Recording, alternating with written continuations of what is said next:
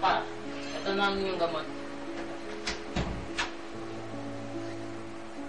Kailangan niyo na itong inumin, Papa.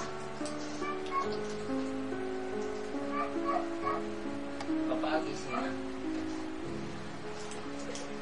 Papa? Papa? Gising na! Ano ba nangyari sa inyo? Papa! Papa! Gising na! Papa, huwag niyo akong iwan! Papa! Attorney Samantha Reyes? Yes. Good afternoon. Nice to meet you. Please come in. Good afternoon. So, I guess you're the family of Don Leandro Balbasor. So, this afternoon I'm here to tell you regarding his last will and testament. Since he had plenty of properties, he wanted to divide it fairly according to you. So, here it goes.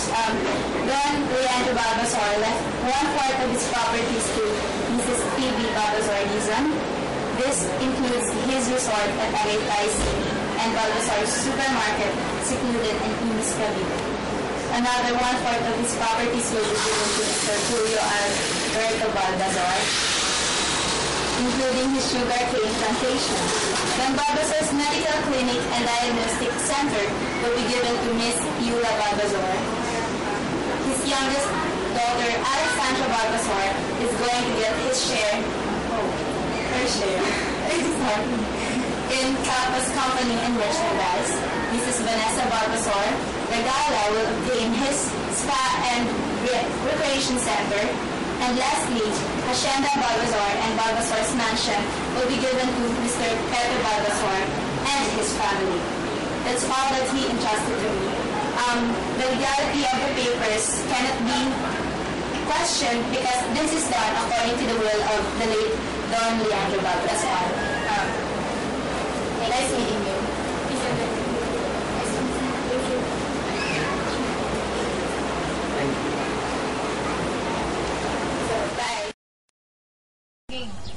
Ismael.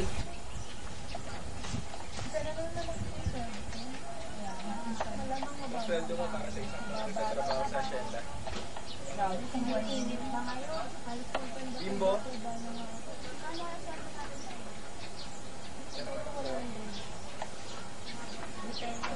Sweldo. Sweldo.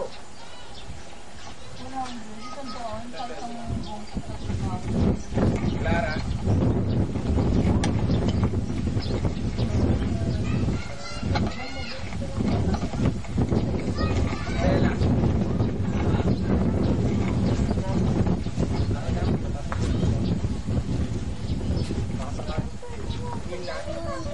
Hindi ko napapansin na habang tumatagal lang lumilit ang sweldo natin. Ito nagiging sapat para sa ating pangangailangan pang araw-araw. Landaan, hindi ka siya.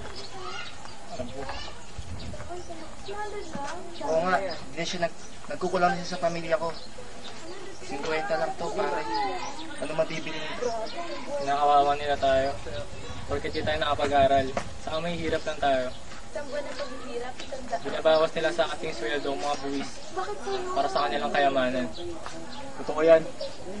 Yung asawa ko nga may sakit eh. Pero wala akong pambayad sa sakit niya. Maglalakas loob na lang ako manghihiram ng pera kay Teodoro. Nahihiya na ako kasi bali ako ng bali. Pero hindi ako nagbabayad. Uwi na ako. Okay.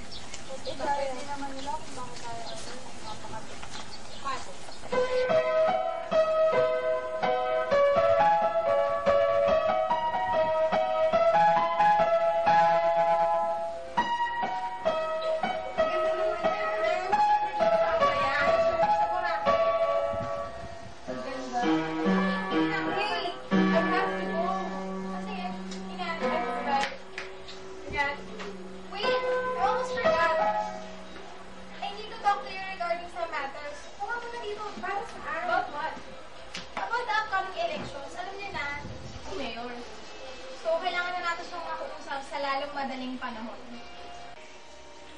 Ayan na pala si Pepe. Pepe, come here. Oh, good morning. Kamusta? Morning. Ano? I need to talk to you.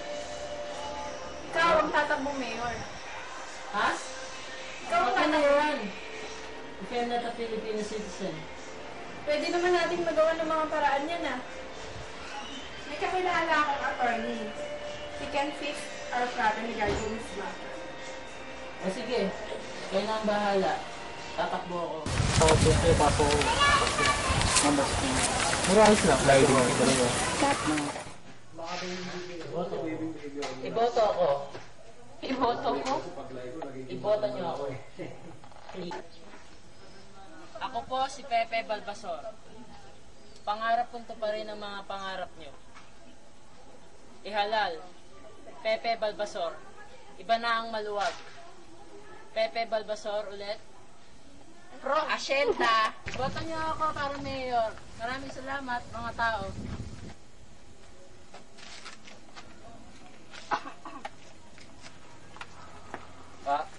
Tatakbo pala kayo bilang sa pagkamayor. Oo nga. Nga pala, asawa ko, Kaya ng tanghali. tsaka ang anak ko. If we fall in love, maybe we'll sing this song as one. If we fall in love, we can write. Mga manggagawa! Uy, siya yung tatakbong mayor, di ba? Siya O nga, no? Siya ba yun? Siya ba yun? Ako pala siya. Magandang hapon mga manggagawa. Ano ba yan? Iboto niyo ako bilang mayor. Siyempre po. Iboto niyo. Siyempre, Mayor. Nakakasa po kayo. Ito ang aking plataforma na binibigay ko sa inyo. Ang mga proyektong gagawin ko para dito sa ating hasyenda. Ang hasyendang ito ay para sa ating lahat. Kayo, ang mga manggagawa ko, tinutulungan niyo ako sa lahat ng mga bagay na pangangailangan ko. Sisiguraduhin ko sa inyo na bibigyan ko kayo ng magaang na buhay. Salamat po. Iboto niyo ako. Maraming salamat.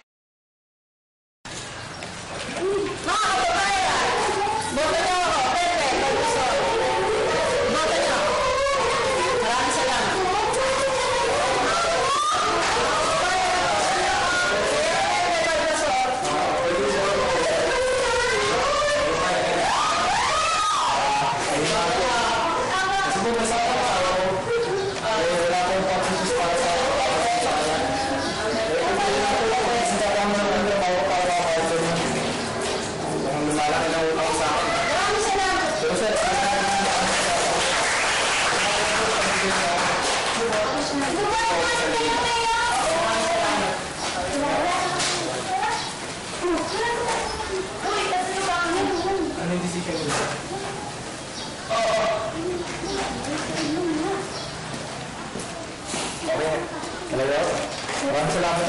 Huwag mo talaga mga kabawi.